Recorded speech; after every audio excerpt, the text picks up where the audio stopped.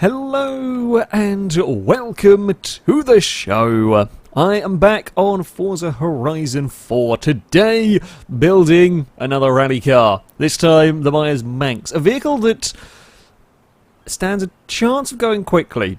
It does stand a chance of going quickly. It also stands a chance of being completely and utterly undrivable, and I'm not sure what sort of vehicle we are going to get. They can be insanely fast, but I've never had much luck building a good one. We'll kind of see how it goes. To be honest, there are plenty of options for this vehicle. Of course, we must make it all-wheel drive. We will come back to engines later on. The engine is going to have to be swapped, but what we put into it is a curious one.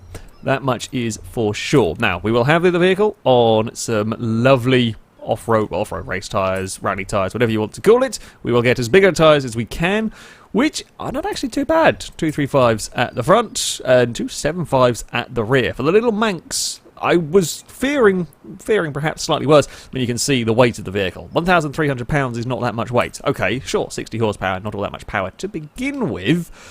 Fact is, it's going to be pushing out a lot more than that by the time we are done with it. Put it on some rally springs. We will stick in all of the handling parts. We're going to need all of the handling parts on this. We're going to want the full-on roll cage. There's a way to have a roof for. Must be in the body parts. Come to think of it. We are going to want downforce.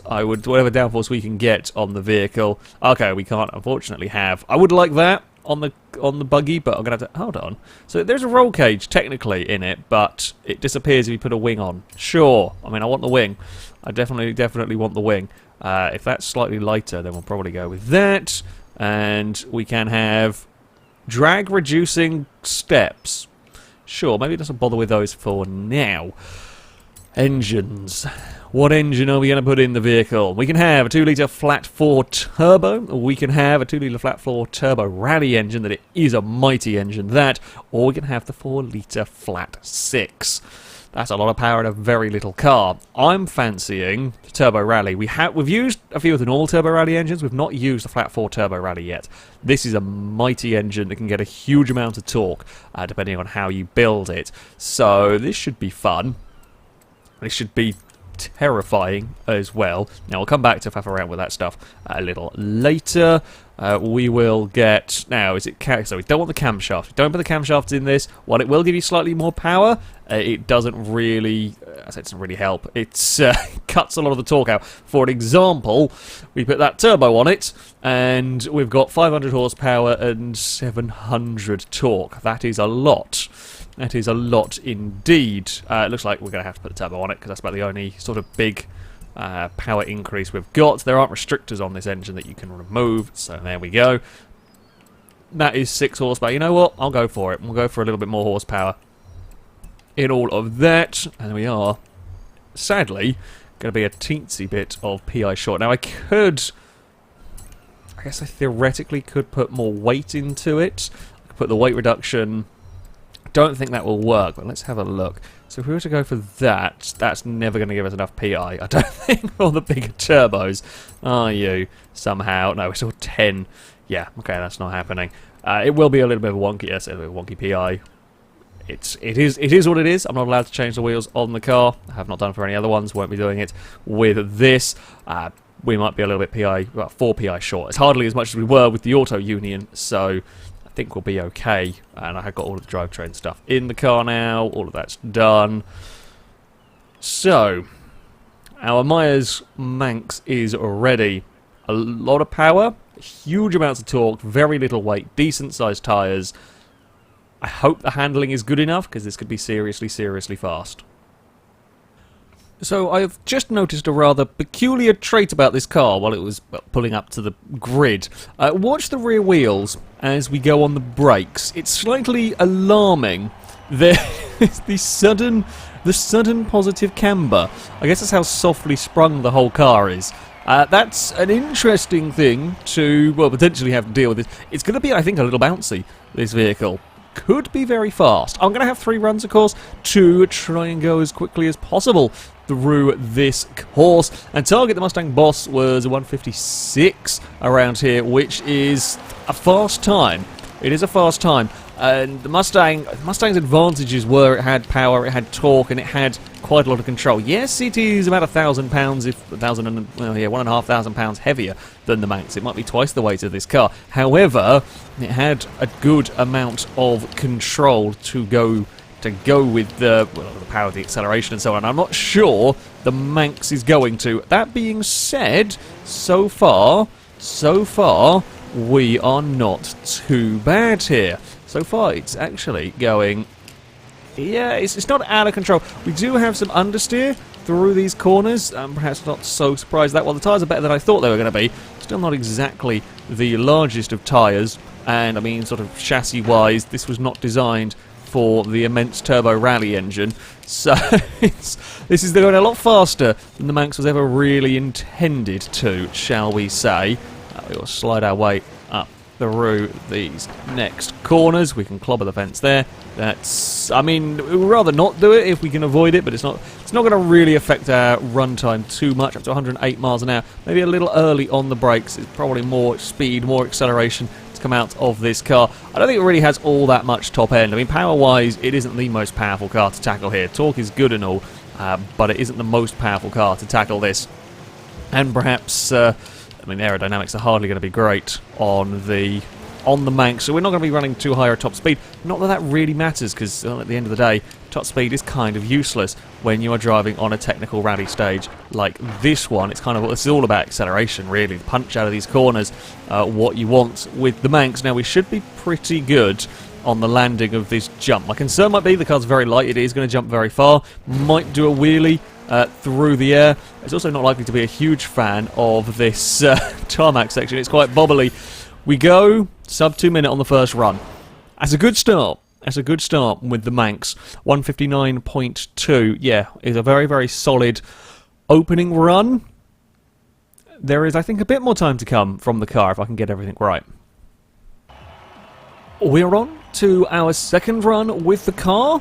Not any major mistakes in that first run. There are a couple of places where we can probably be a little bit neater, a little bit tidier, try and get a smidge more speed out of the car.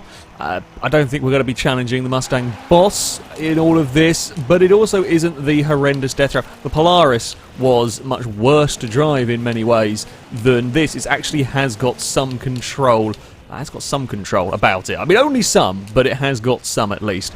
We're going to run a little wide into that hairpin, but we'll get away with it again. Through this next corner we go. Don't run up too far on the banking, but we don't want to waste... Cars are going to slide around on the sand. It's something we've seen more perhaps around this circuit than any other course I have ever built. No, course I've had to drive around, I should say. You will find the cars sliding. I will be sliding the cars a little bit more than perhaps I would ideally like. It's just how we're going to have to go around some of these sandy turns. But we don't want to waste too much time going sideways. My fear with the Manx was that all the weight at the back was going to cause us some interesting handling issues. It does sometimes lift the front of the car up slightly through some of these corners, and that won't be helping with the understeer. Yes, it's very light. There isn't much weight to kind of change direction, so you can sometimes get away, or you will get away with slightly smaller tyres on this. The problem is, with all that weight hanging over the back, while it's not actually wheeling, if you're accelerating and trying to get the car turned, it does just ever so slightly unload the front of the vehicle, and that does make some of these turns a little bit more difficult. Like this beach turn, it doesn't really like that corner. Now, we'll have an immense run up here, I suspect, but we've got to get early on the brakes. I've got about 98 miles an hour up there, which is not too shabby whatsoever for the Manx. Now, change of direction down here. We are good. We're not throwing about too much on the bumps. I think the suspension is dealing with this actually pretty damn well, all things considered. Now it is just that acceleration towards the big castle jump we go. It's a big airtime for us there. In fact, the suspension gets considerably worse when we're on the tarmac here. It's fine on the sandy, bumpy stuff, but on the tarmac it's a little sketchy. We're faster again. We've found another second. I'm pretty pleased with that run, actually. We're down to a 158.1. That's fast. that is fast indeed. I mean, we only need... well, less than a tenth, and it'll put us up into a third place. As I said, the Mustang, I think, is out of reach. The Manx is performing very well, though. This is it, the final run for our beach buggy. I'd love to be able to get it into the 157s. It's not going to be easy. As I said, there's not been any real glaring mistakes in any of these runs, surprisingly. So trying to find that little bit more time will not be the easiest of things, especially when you've got to try and... A car like this, while it has been fairly tame, I think if I go too aggressive with trying to drive it, it would be very easy to have a very, very big accident along the way. We're hoping not, of course. We're definitely hoping not. That was a little... I don't know whether it was...